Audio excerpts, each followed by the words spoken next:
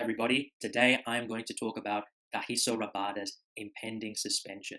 Now, the ICC demerit point system is a positive thing in my opinion because there needs to be a means by which players can be penalized for poor behavior. Fines, I don't think, are a strong enough deterrent for these players who earn a lot of money for the most part. Suspension, on the other hand, you would think is a strong deterrent. So that is why I think this system has merit. However, like a lot of other systems, there are loopholes. And I think Australia are experts at circumnavigating those loopholes. Rabada, on the other hand, he has consistently been pinged for his transgressions over the last year. He isn't learning, and that is what I am disappointed about. If you look at Kagiso Rabada, he is arguably the best bowler in the world. I believe him and Mitchell Starc are the best, especially when it comes to Test cricket.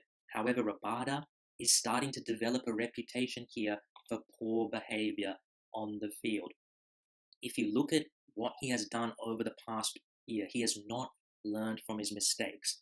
If you remember, he was suspended for the second test of South Africa's tour of England last year after giving a send-off to Ben Stokes. Now, you would have thought that suspension would have been a big lesson for him and that he would have curbed his aggression a little bit.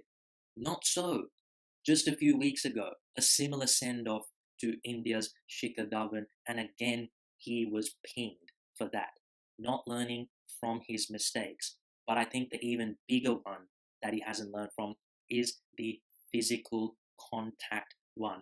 If you remember February 2017 against Sri Lanka, he basically led with the shoulder and brushed past Sri Lanka's Niroshan Dikvella. That resulted in 3 demerit points. In the ICC demerit point system, any kind of deliberate physical contact equals at least 3 demerit points. He should have known that after he was pinged for it just 13 months ago.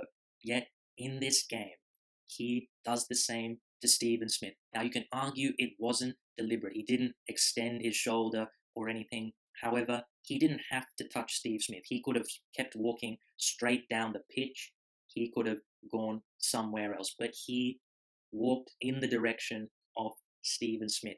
And that is why I don't think he's going to be able to get this charge overturned, and subsequently he will be suspended for the rest of this series. A huge blow for South Africa's chances. So this will mean he's missed 3 big test matches in the past year. Something has to change for Rabada here. It amazes me how, with all the drama from the first test and all the hype around him being near suspension, he went and did that. Now, obviously, that kind of thing is not going to cause any damage to Steve Smith, but nonetheless, Rabada should have known the rule. Any deliberate physical contact equals 3 demerit points. He was on 5 coming into the game, needing 8 to get another suspension. Why, oh, why did he do it?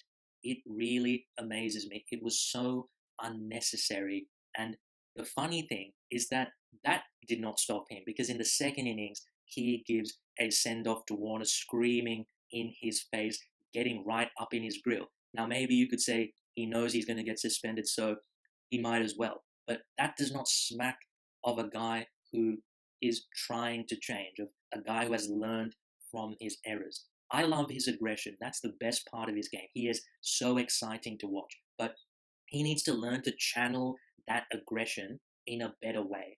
Now, instead of getting up in the opposition's grill, he can really celebrate with his teammates. He can high-five them, scream, shout with his teammates. Just leave the opposition alone. Yes, I know Australia, I'm sure, have been provoking them, trying to poke the bear, so to speak. But still, you can't do that. That's what they're trying to do. Rabada should have known.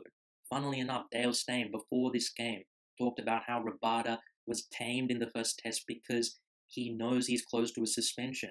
Well, what happened in this test? He was not tamed one bit. Shouldn't he have known Australia were trying to get a reaction from him, trying to get him suspended, and he fell into the trap? In fact, what did Stephen Smith even do to really provoke a reaction in that moment? That was simply Rabada getting Australia's best batsman and wanting him to know it.